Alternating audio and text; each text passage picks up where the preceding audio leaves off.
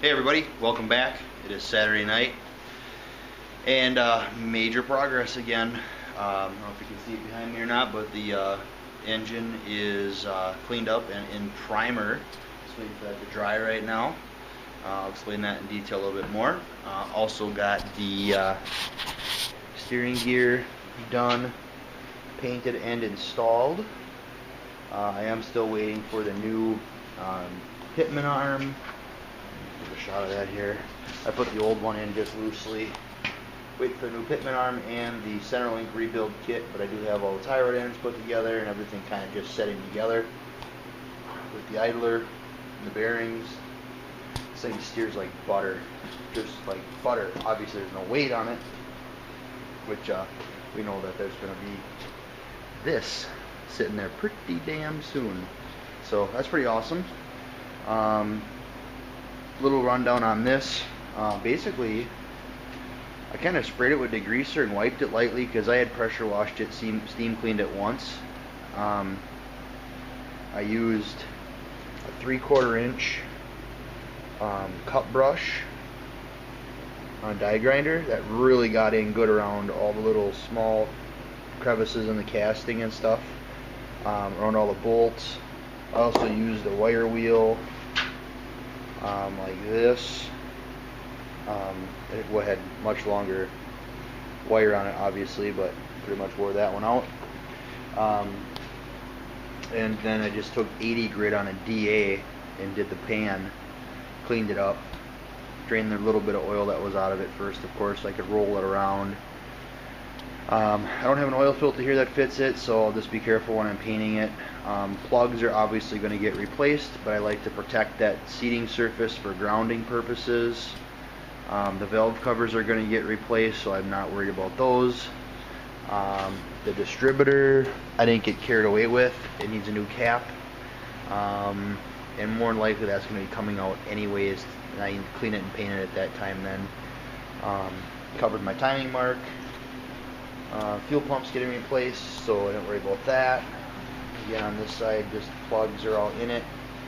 But it's looking nice. I mean, it cleaned up really good. I did mask all the openings with painter's tape. But it's actually looking really nice. It's basically 2 coats of primer, and it didn't even take a full can. This stuff covers awesome. It's Rust-Oleum engine primer. For any haters out there who don't like rattle can stuff, well, you do your stuff with the expensive stuff then. Because I bought 3 cans of primer because I'm not sure what I'm going to be doing yet with the rest of the stuff. But I'm going to return what I don't use. I bought like 5 cans of the orange. Obviously I'm not going to need that many, I don't think. Also thinking about going a different route on the valve covers. I really love the scripted Chevy valve covers. I love them, love them, love them. But I don't like the idea of having to punch holes in them for an oil fill and a PVC and all that stuff. So what I might end up doing, I'm going to see if I can find some period correct, some period correct valve covers that would already have an oil fill and a breather or whatever in them. So something that would qualify for the 64 and older vintage hot rod type, whether they're the MT covers. I don't know enough about them. I'm going to do some research this weekend and just see what would be a suitable replacement that would still get me into that realm of possibility to be an authentic hot rod or whatever you want to call it. So I'm not going to do anything with the valve covers at this time. My dad actually scored me another set of them, and they're really nice. They're actually better than what I have. So if I do go the scripted route, I'm going to use the better set, and I'll have a backup in case I do change the intake at some point. But right now, you know, the only thing I'm seeing that's leaking on this engine is the valve cover gaskets, which, big deal. I don't want to take the intake off. I mean, I just don't. I don't want to. I'm not that mechanical that I care. Plugs, wires, cap, and rotor. Send it. Put it back together. Run it. Oh, and a water pump. Big deal. But so this will just. I'm gonna spray this thing orange, obviously, tonight, and then it will get one more round of orange after it is completely assembled the way I want it to be with the water pump on it. I don't have an oil-filled dipstick that I want to use yet. So yeah, we'll see where I go with that. Yeah, I just wanted to bring you another video here of in primer. It looks kind of rough because of the valve covers being rusty and stuff, but it'll be alright. I did look at that 1963 original 4-barrel intake that I have. I cannot use... hold on.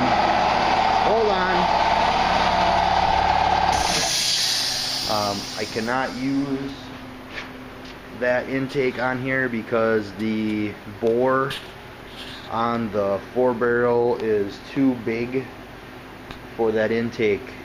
So I'm going to stay with this intake. My only route would be to go to an aftermarket intake, which I would also prefer to be a vintage one if I come across one.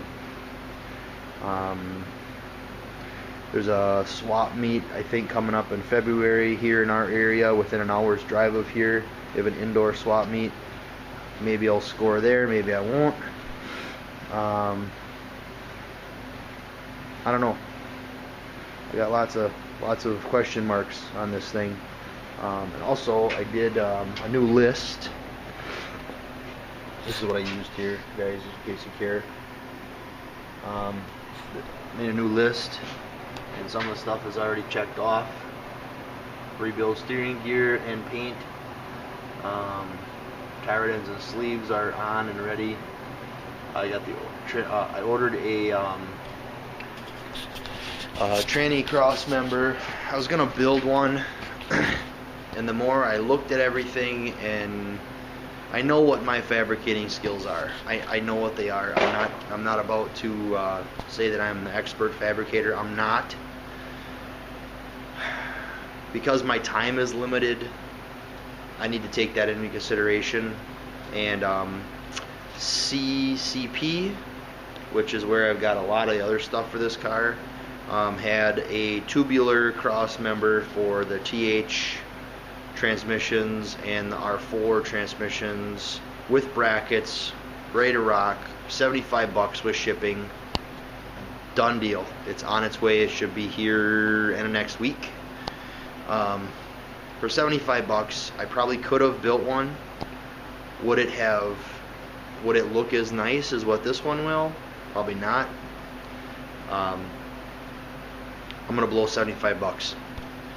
All there is to it. You know, I mean, I would have all of at least a half a day in building one. I don't have to worry about my pinion angle this way. It's all built in. Well, I still got to worry about a pinion angle, but not so much my my transmission yoke angle. It's all going to be built into it. Done. So that's on its way. So yeah, making good progress here again tonight. So I'll bring another one when it's all orange, said and done. Later.